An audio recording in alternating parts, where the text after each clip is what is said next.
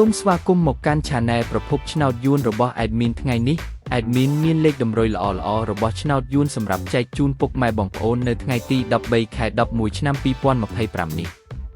ដូចនេះ Admin មិនចង់ឲ្យចំណាយពេលវេលារបស់ពុកម៉ែបងប្អូនយូរតោះយើងមកតាមដានលេខតម្រុយរបស់យើងទាំងអស់គ្នា